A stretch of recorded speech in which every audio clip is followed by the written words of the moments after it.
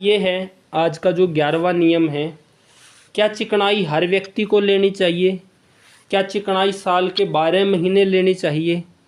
और क्या हर तरह के व्यक्ति को लेनी चाहिए? क्या हर रोग में लेनी चाहिए? या किस स्थिति में चिकनाई नहीं लेनी चाहिए? ये हमारा 11वां नियम है जी, कि चिकनाई किसको लेनी है और किसको नहीं लेनी है। गाय का दूध और गाय का घी 1 साल के बच्चे को भी दे सकते हैं और वृद्ध व्यक्ति को भी दे सकते हैं जी। सिर्फ एक कंडीशन आती है जहाँ पे गाय का कोई भी चिकनाई नहीं देनी है। 2-3 कंडीशन है जहाँ पे नहीं देनी है, आज उसको डिस्कस करते हैं। ऐसा ना हो, पिछली कक्षा में हमने पढ़ा कि भाई जो गाय का दूध है वो जीवनीय शक्ति को बढ़ाता है, हमारे अंदर वीरता, पराक्रमकता, साहस, जीवनीय शक्ति, ओज, इसको अच्छा करता है। गाय का घी हृदय के लिए अच्छा है। लेकिन क्या हर स्थिति में लिया जा सकता है? क्या कुछ स्थितियां ऐसी भी है जहां नहीं लेना चाहिए? तो आज कहाँ लेनी चाहिए चिकनाई, वो हम डिस्कस करेंगे जी। अभी क्लास के आरंभ में ही ग्रुप में एक श्लोक भेजा है, इसमें लिखा हुआ है वमन करने का निर्देश। भाई वमन किसको कराना चाहिए? इसमें आगे कुछ बातें लिखी है कि ज्वर के आरंभ में आम दोष अत्यधिक बड़ा हो। अब चिकनाई किसको नहीं लेनी है जी? जिसके अंदर पहले ही कफ अत्यधिक बड़ा हो जी, कफ दोष पहले ही अत्यधिक बड़ा हो, उनको चिकनाई नहीं लेनी है। कब तक नहीं लेनी है वो भी चर्चा करेंगे। आगे लिखा है जिसमें कफ बहुत अधिक बड़ा हो और बाहर निकलने के लिए तैयार हो, व्यक्ति भारी भरकम हो, कफ का हो, और कफ अपने स्थान से चलायमान हो चुका हो, बाहर निकलने के लिए तैयार हो, जी मचला रहा हो, मुख से लार निकल रही हो, खाने की इच्छा ना हो, भूख ना हो, कास यानी कि जिसको खांसी हो, विसूची का जिसको दस्त लग रहे हो जी, पतली टटियाँ जिसको लग रही हो जी, या जिसको वमन विरेचन हो, जिसको उल्टियाँ लग रही हो या दस्त लग रही हो। तो ये कुछ कंडीशन है भाई, जहाँ भूख अच्छी नहीं है, पेट का बैलेंस अच्छा नहीं है, अंदर अत्यधिक कफ पहले ही बड़ा है, वो बाहर निकलने को तैयार है, तो ऐसी स्थिति में चिकनाई नहीं लेनी है जी। कब तक? जब तक ये चीज़ें ठीक ना हो। पिछली क्लास में हमने पढ़ तो लिया कि गाय का दूध ओजवर्धक है, लेकिन जहाँ बीमारी की इस तरह की अवस्था है कफ की, वहाँ नहीं लेनी है जी, बाकी जगहों पे लेनी है। 1 दिन के बच्चे को दे सकते हैं, 60 साल, 70 साल, 80 साल के वृद्ध को दे सकते हैं, नौजवान तो ले ही सकता है, लेकिन कुछ कंडीशन है जहाँ पे चिकनाई कुछ टाइम के लिए रोकनी पड़ेगी। तो पहला तो ये है जहाँ इस तरह की स्थिति पैदा हो, वहाँ पे चिकनाई नहीं लेनी है जी। दूसरा है, अब ये कफ में ये कुछ समस्याएं पड़ी है, इसके अलावा जिस व्यक्ति को अत्यधिक ब्लॉकेज की समस्या है जी, ब्लॉकेज है अंदर, ब्लॉकेज कब बनेगी जी? मान लो एक पाइप है आप लोगों के घर में, उस पाइप में क्या है, पानी फ्लो करता है या कोई भी चीज़ फ्लो करती है। ऐसे ही हमारे शरीर में खून की छोटी छोटी नसें हैं, नलियां हैं, जिसको रक्त वाहिनियां बोलते हैं। अब उनके अंदर से ब्लड फ्लो करता है जी। अब आपके घर में पाइप है, वो ब्लॉकेज कब होगी? जब उसमें कचरा फंसेगा। आपके शरीर में ब्लॉकेज कब बनेगी? किसी भी व्यक्ति के शरीर में ब्लॉकेज कब बनेगी? हमने देखा कि खाना पेट में जाके 2 ही काम करता है, या तो पचता है या सड़ता है, तीसरा कोई काम नहीं होता जी। पचेगा तो शरीर में लगेगा, 7 धातुएं बनेगी, और सड़ेगा तो बीमारियां पैदा होगी जी। अब बीमारियां कैसे? किसी को भूख नहीं लग रही है जी, भारी भरकम शरीर है, और उसको थोड़ा सीढ़ियाँ चलना पड़े तो सांस फूलता है, थोड़ा पैदल चलना पड़े तो सांस फूलता है, भारी भरकम शरीर है, कमजोरी फील करता है दिन प्रतिदिन, फिर उसको लगता है कि कमजोरी है मेरे अंदर, फिर वो किसी डॉक्टर के पास जाता है, डॉक्टर साहब बहुत कमजोरी है, फिर वो अपनी इच्छा से या डॉक्टर के निर्देशानुसार वो दही खाना शुरू कर देता है, ये सोच के कि कमजोरी दूर हो जाएगी, पनीर खाना शुरू कर देता है, ड्राई फ्रूट खाना शुरू कर देता है। भूख उसको लगती नहीं है, भारी चीज़ें खा रहा है, पेट पचाने की स्थिति में नहीं है, तो अब वो पेट में चला गया तो उससे क्या है, पाचन नहीं होगा जी पूरी तरह से। हमने देखा या तो खाना पचता है या सड़ता है, तीसरा कोई काम नहीं होता जी। जब पाचन नहीं होगा तो फिर अंदर आम बनेगा जी। आम मतलब भोजन की कच्ची अवस्था, पूरी तरह से पाक ना होना जी। तो वो बिना काम का है। अब वो जाके रक्त वाहिनियों में अंदर अंदर अंदर अंदर फंसता चला जाएगा जी। तो ब्लॉकेज किस व्यक्ति को बनेगी? ब्लॉकेज उस व्यक्ति को बनेगी या तो जिसकी पेट की अग्नि अच्छी नहीं है, जिसको इतनी भूख नहीं लगती हो कि पेट में चूहे कूदने जैसा भूख का एहसास ना होता हो।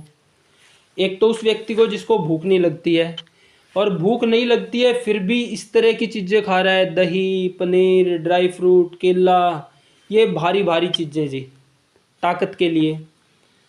भूख है नहीं तो पचेगा नहीं, तो वो बीमारियां ही करेगा। या जिसको भूख भी है फिर भी इतनी भारी भारी खा रहा है, धीरे धीरे वो भूख को भी कमज़ोर कर देती है। इस तरह के व्यक्ति को ब्लॉकेज बनेगी। आगे हम पढ़ेंगे कि भाई साल में 6 ऋतुएं होती है, 12 महीनों की, दो दो 6 ऋतुएं जी। इसमें से 2 ऋतुएं ऐसी है जिसमें दूध पीने के लिए मनाही करी गई है जी। जैसे कि अब ये जो 2 महीने अभी का समय चल रहा है जी, मान के चलो 15 फरवरी से 15 अप्रैल तक का जी, इस समय वसंत ऋतु है जी। सर्दियों में जैसे पहाड़ों में वो बर्फ़ जमा होती है, शरीर में ठंडा चिकना खाने से कफ जमा होता है। तो इस समय आप अपने आसपास देख रहे होंगे जी, लोगों में सर्दी, खांसी, जुखाम, बुखार ये चल रहा है जी। बहुत से लोगों में चल रहा है या फिर ये होने वाला है जी, ये होगा ही, इस समय सीजन है ये होने का। और इस समय जो सर्दी, खांसी, जुखाम, बुखार होता है उसके बारे में शास्त्र बोलता है कि जी ये 10 से 12 दिन तक चल सकता है। खांसी भी है तो वो 10-12 दिन तक रह सकती है। हमारी सोच क्या होगी है, बस आज ही जाओ डॉक्टर के पास, दवाई ले, बुखार को भी आज ही ठीक करो और खांसी को और इसको भी। हम कुछ भी जुगाड़ लगा लें, चाहे कितनी ही दवाई ले लें, एडमिट हो लें, कुछ कर लें, लेकिन फिर भी ये 10-12 दिन चलेगा ही जी। क्योंकि ये कफ प्रकोप का टाइम है और कफ भारी होता है, स्थिर होता है, स्निग्ध होता है, वो आसानी से उसको हटाया नहीं जा सकता, वो समय लेके ही ठीक होता है जी। तो इस ऋतु में दूध पीने के लिए मना किया गया है, खासकर जो भारी भरकम व्यक्ति है या जिनको जल्दी जल्दी सर्दी, खांसी, जुखाम, बुखार, नज़ला ऐसी स्थितियां बनती है, उनके लिए दूध पीने के लिए मनाही करी गई है। अब जिसको पहले ही भूख नहीं लगती है या सर्दी, खांसी, जुखाम, बुखार ऐसा बार बार होता है, या इस ऋतु में चल रहा है फिर भी इस ऋतु में दही खा रहे हैं, दूध पी रहे हैं, गन्ने का रस खा ले रहे हैं आजकल, तो उस स्थिति में क्या होगा, फिर वो अग्नि अच्छी नहीं है तो पाचन होगा नहीं, आम बनेगा तो वो अंदर ब्लॉकेज करेगा जी। तो ब्लॉकेज किस व्यक्ति को होगी? जिसकी भूख अच्छी नहीं है, जो भारी होते हुए भी कमजोरी फील कर रहा है फिर भी गुरु चीजें खा रहा है, जिस ऋतु में चिकनाई कम खाने के लिए मना किया गया फिर भी खा रहा है, तो इस तरह के व्यक्ति के अंदर पाचन ना होके ब्लॉकेज बनती है जी। तो जो दूध है, एक तो इन 2 महीनों के लिए मनाही करी गई है लेने के लिए जी। कोई दुबला पतला है, किसी को सर्दी, खांसी, जुखाम, बुखार नहीं है, तो वो थोड़ा बहुत ले सकता है सौंठ डाल के, नहीं तो इन 2 महीनों में चिकनाई की बंदिश है जी। फिर 2 महीने आते हैं वर्षा ऋतु के जी। वर्षा ऋतु के 2 महीनों में भी दूध पीने की मनाही है जी। तो इन 4 महीनों को छोड़ के बाकी 8 महीनों में गाय का दूध पिया जा सकता है जी। तो दूध किसने नहीं लेना है, घी किसने नहीं लेना है? जिसके अंदर कफ अत्यधिक बढ़ा हुआ है, जिसके अंदर ब्लॉकेज जैसी स्थिति है, जो भारी शरीर है, बीपी जिसको रह रहा है। बीपी किसको रहेगा जी? बीपी उसको ही रहेगा जिसको ब्लॉकेज है। क्यों? मान लो आपके घर में कोई पाइप है, उस पाइप में से पानी कोई मोटर चलाई है, कुछ चलाया है, तो उसके एक प्रेशर से जा रहा है जी। ऐसे ही हमारे शरीर में सिर से लेके पांव तक रक्त वाहिनियां हैं जी, इनमें रक्त फ्लो करता है, वो रक्त भी एक प्रेशर के द्वारा ही फ्लो करता है जी। अब जैसे पाइप में काई जम जाती है, कचरा जम जाता है, ऐसे ही जब हमें भूख नहीं है फिर भी गुरु खा रहे हैं, जिस ऋतु में चिकनाई खाने के लिए मना किया है फिर भी चिकनाई खा रहे हैं। जिनको जो अभी लक्षण हमने पढ़े उस तरह के लक्षण है फिर भी चिकनाई खा रहे हैं, तो ऐसी स्थिति में अंदर आम बन के वो जमा होगा, तो वो स्थान वो जगह को घेर लेगा, तो उस नाड़ी में को फिर ब्लॉकेज हो जाएगा। तो वो प्रेशर फिर भी पड़ना है खून ताकि आगे तक जाए, तो वहाँ जगह कम होगी, इसलिए फिर बीपी बढ़ेगा जी, ब्लड प्रेशर जगह कम होने से। तो जिसको ब्लॉकेज बनेगी या जिसको बीपी है आगे चल के ब्लॉकेज बनेगी, भारी लोगों की बात कर रहे हैं हम।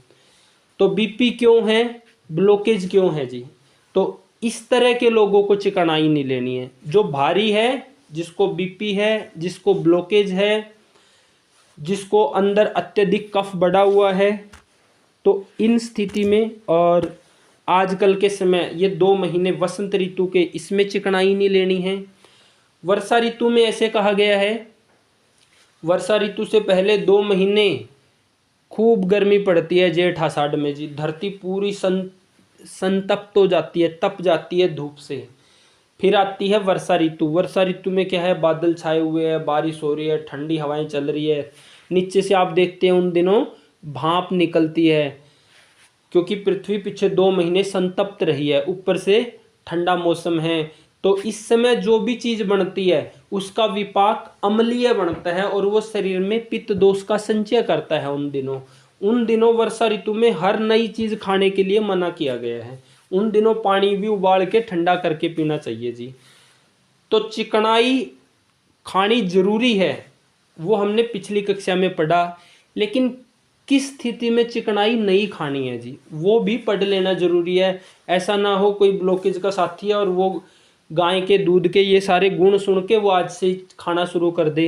भारी व्यक्ति बीपी का है वो आज से ही खाना शुरू कर दे, जिसको भूख नहीं लगती है वो आज से ही खाना शुरू कर दे, या अभी जो ये लक्षण हमने पढ़े हैं इन सभी लक्षणों में भी वो आज से ही चिकनाई खाना शुरू कर दे। तो ब्लॉकेज किसको बनेगी, जो ठंडा खाता है, बासी खाता है, बिना भूख के खाता है, भारी खाता है, जिसका पाचन नहीं होता, उसको ही ब्लॉकेज बनेगी, उसको ही बीपी बनेगा जी। तो इस तरह के व्यक्तियों ने जब तक ये ब्लॉकेज ठीक ना हो, बीपी ठीक ना हो और भूख अच्छी ना हो, भूख पचाने लायक ना हो उस चिकनाई को, तब तक चिकनाई नहीं खानी है जी।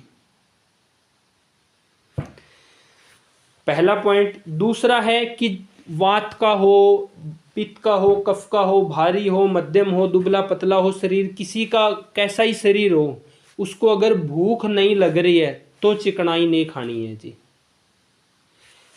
पहले भूख को ठीक करना है। जिसको भूख नहीं लगती हो, आयुर्वेद में अग्निमंद बोलते हैं, उसको पहले ठीक करना है भूख को, फिर चिकनाई खिलानी है। अपने किसी भी नज़दीकी वैद्य आयुर्वेदिक चिकित्सक से सलाह लेके भूख को ठीक करना है और फिर चिकनाई खानी है जी। आगे आयुर्वेद बोलता है, हमें क्या होता है जी, कई बार जुखाम हो गया, मान लो किसी भी सीजन में जुखाम है, खांसी है, बुखार है, कुछ भी हो गया है, तो आयुर्वेद ये बोलता है कि हर बीमारी में सर्वे रोगा अपि मंदाग्नो, भाई अग्नि कमजोर पड़ती है। तो सर्दी, खांसी, जुखाम, बुखार, उल्टी, दस्त, कोई भी समस्या अगर शरीर में आई है तो शास्त्र ये बोलता है कि 7 दिनों तक अग्नि कमजोर रहती है। तो 7 दिनों तक वहाँ पे भारी भोजन ना ले, 7 दिनों तक वहाँ चिकनाई ना ले जी। तो इस तरह की कोई भी समस्या बने तो 7 दिनों तक आम अवस्था बोली गई है, अग्नि आम दोष के प्रभाव में रहती है। तो वहाँ पे भी उन 7 दिनों में भी अगर आपको उल्टी, दस्त, खांसी, जुखाम, बुखार ऐसा कुछ हुआ है तो उन 7 दिनों में भी चिकनाई अवॉइड करनी है जी। जब अग्नि फिर से अच्छी हो जाएगी तो चिकनाई खानी है जी। तो चिकनाई किनको नहीं खानी, भारी लोगों को, ब्लॉकेज वालों को, बीपी वालों को, जिनके अंदर कफ पहले ही अधिक बढ़ा हो, जिनको भूख ना लगती हो, जिनको अभी कोई भी व्याधि आई है, बुखार, खांसी, उल्टी, दस्त, जुखाम कुछ भी हुआ है, तो 7 दिनों तक वसंत ऋतु में और वर्षा ऋतु में इन सब स्थितियों में चिकनाई नहीं लेनी है जी। इन सभी स्थितियों में पहले रोग की स्थिति को ठीक करके फिर इनको वो चिकनाई देनी है जो पिछली 10वीं कक्षा में हमने पढ़ा था, गाय का दूध और गाय का घी जी। तो चिकनाई इतनी अच्छी थी, लेकिन कुछ कंडीशन में नहीं लेनी है जी। जब हमें यह पता होगा कि कोई भी चीज कब लेनी है और कब नहीं लेनी है, ऐसा पता होगा, तो फिर हमारे से गलतियों की संभावना नहीं होगी। एक तरफ तो चिकनाई शरीर को फ्लेक्सिबल बना रही है, एक तरफ तो चिकनाई शरीर के हर एक ऑर्गन को एक लेयर प्रोवाइड करवा रही है, उस पर किसी प्रकार का अटैक ना आए। चिकनाई के बिना शरीर सूखी लकड़ी की तरह टूट जाएगा, इतनी ज़रूरी है। और फिर गाय का दूध और घी तो हमारी जीवनीय शक्ति को बढ़ाने वाला है, ओज को। इतनी ज़रूरी तो है ये चिकनाई, लेकिन ये चिकनाई तभी अंदर पच पाएगी जब अग्नि इसको पचाने वाली अच्छी होगी जी। कई बार माँ बाप क्या करते हैं, हमारे पास कई बच्चे ऐसे आए जी, हर माँ बाप अक्सर ये गलती करते हैं कि बच्चे को जुखाम है, खांसी है, तो उसमें भी दूध पिलाते हैं जी। कई माँ बाप तो ऐसा करते हैं, वहाँ भी दही खिला देते हैं या लस्सी पिला देते हैं। तो आप लोगों को बताएं जी, जैसे ही किसी को जुखाम हो, बुखार हो, उल्टी हो, दस्त हो, तो इन सब में चिकनाई तुरंत रोक दो जी। माँ बाप क्या करते हैं, दूध पिलाते रहे। दूध पिलाने से जुखाम के बाद खांसी बढ़ना तय है जी, अगले 1-2 दिन। अगर उस दौरान दूध पिला दिया तो पूरी छाती बलगम से भर जाती है जी। तो ऐसे माँ बाप आते हैं, बच्चों को हुआ खांसी जुखाम और दूध पिला रहे हैं जी, पूरी छाती बलगम से भर जाती है। और फिर ऐसे बच्चों में आगे चल के जल्दी जल्दी खांसी जुखाम बुखार बढ़ना और फिर सांस दमा तक की अवस्था बन जाती है जी। तो उन दिनों में तो भूल के भी जैसे ही बच्चों को जुखाम बुखार उल्टी दस्त हो तो चिकनाई, जब तक वो पूरी तरह से अच्छी भूख हो के पहले की तरह अच्छा ना हो जाए तो बंद कर दो जी, नहीं फिर उस बच्चे में आगे चल के लंबी बीमारियां बनती है जी। खासकर आजकल का जो समय चल रहा है, इसमें चिकनाई बंद रखनी है जी। तो आज हमने पढ़ा पिछली कक्षा में कि चिकनाई इतनी अच्छी है, लेकिन किसको लेनी है और कब नहीं लेनी है। क्योंकि चिकनाई अगर अंदर जाके पचेगी तो ही वो शरीर को फ्लेक्सिबल बनाएगी, तो ही हर एक ऑर्गन को वो लेयर देगी, हर एक ऑर्गन को भी अच्छा बनाएगी। अगर वो चिकनाई नहीं पची, हमने ऐसी अवस्था में ले ली जब शरीर ठीक नहीं है, पेट ठीक नहीं है, तो वही चिकनाई ब्लॉकेज भी बना देगी, बीपी भी बना देगी, हार्ट का रोगी भी बना देगी, सब कुछ कर देगी जी। तो चिकनाई